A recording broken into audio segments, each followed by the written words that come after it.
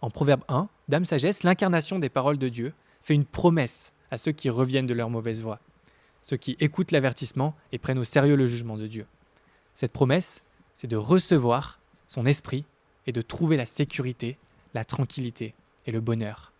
Mais comment est-ce que c'est possible? Comment ça se fait que se mettre à l'écoute de Dieu nous permet de recevoir son esprit et sa sagesse et de ne pas craindre le malheur? Eh bien, on voit dans le Nouveau Testament que Jésus est venu avec le même message que Dame Sagesse. Il a affirmé qu'il devait être livré entre les mains des hommes, qu'ils le feront mourir et qu'il ressuscitera le 3e jour. Et Paul explique cet événement en disant que c'est le seul moyen par lequel Dieu peut demeurer juste tout en sauvant des pécheurs. C'est Jésus qui porte le poids du péché à notre place. L'auteur John Stott a dit que l'essence même du péché, c'est l'homme qui se substitue à Dieu.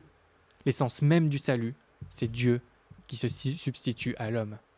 Jésus est aujourd'hui assis à la droite de Dieu et il règne. Et nous, si nous sommes unis à lui, notre avenir, notre destinée est dans sa main de façon certaine. Et cette réalité a une implication importante pour nous. On peut expérimenter la sécurité, la tranquillité et le bonheur, même au sein de la souffrance et de l'épreuve. Parce que la crainte de Dieu signe la mort de toute autre crainte. Comme un lion puissant, elle chasse toutes les autres peurs, nous dit Charles Spurgeon.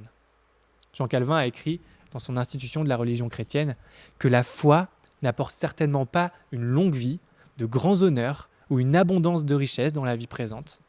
La foi se contente de la certitude que si bien des conforts nous manquent en cette vie, Dieu ne nous fera jamais défaut. La principale assurance de la foi est fondée sur l'attente de la vie future, que l'Écriture a placée hors de toute incertitude.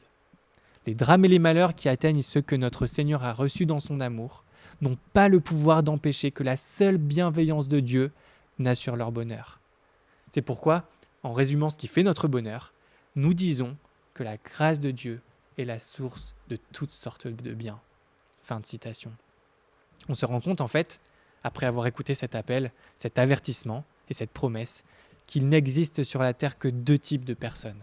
Celles qui disent à Dieu que ta volonté soit faite, et celles à qui Dieu dit « alors d'accord, vas-y, fais comme tu veux ». Dans quelle catégorie êtes-vous? Et même si vous faites partie de ceux qui ont saisi la promesse de Dieu, vivez-vous dans la crainte de l'Éternel dans tous les domaines? Ou est-ce que vous êtes tenté dans l'un ou l'autre des domaines de votre vie de trouver ailleurs qu'en Dieu la sécurité, la tranquillité et le bonheur?